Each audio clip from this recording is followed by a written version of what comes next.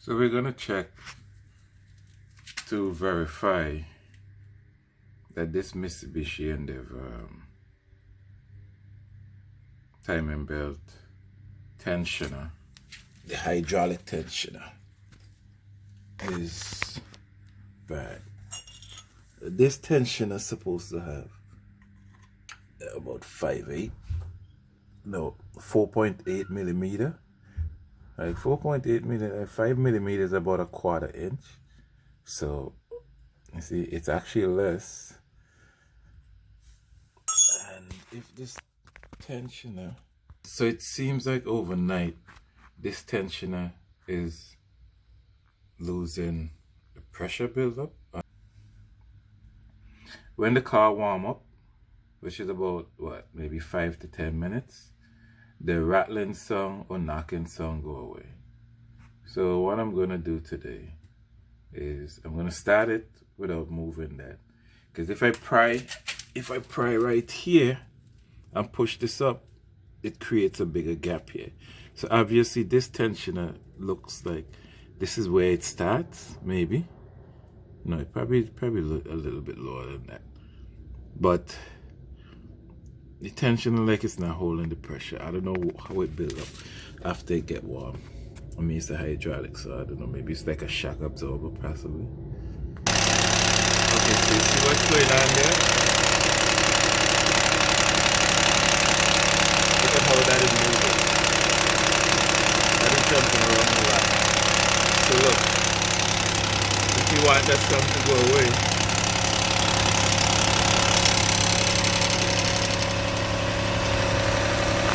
see, the sound is gone.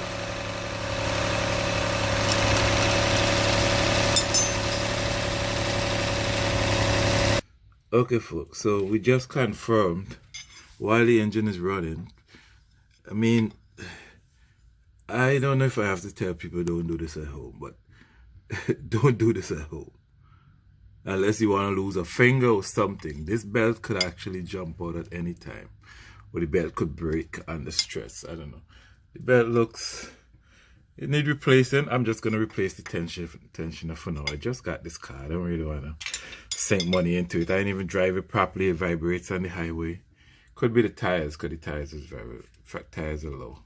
So, but anyway, let's do this. And I did this yesterday. And then when you pry this up, you see, you can pry it up and it opens up the gap a little bit, and it kind of holds it. So it's like if the fluid expands in there and hold it properly like it should after a while.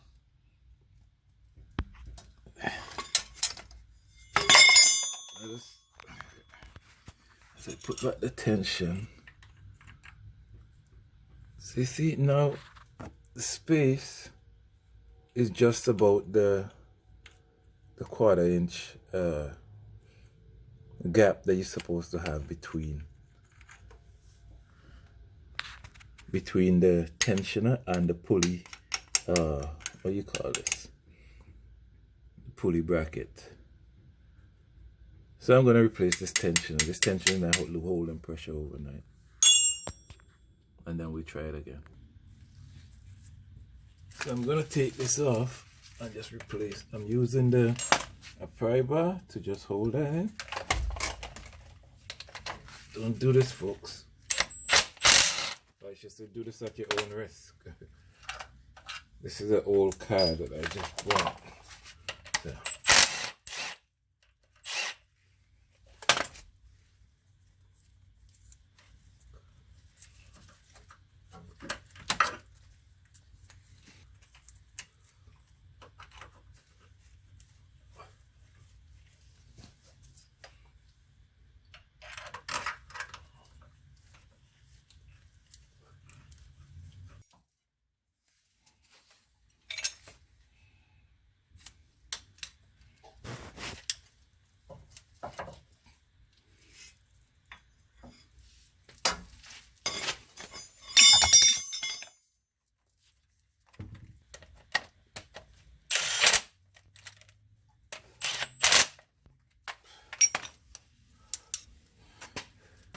As you can turn this freely,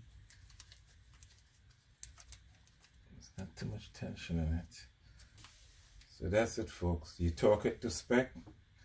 I can't remember the torque spec. I'll look for it and put it in the description. And then we put everything back together.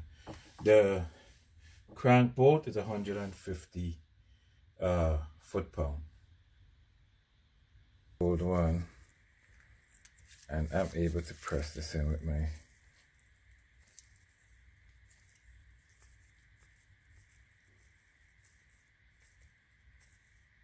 I'm not supposed to be able to do that. This is my left hand too. Okay, folks.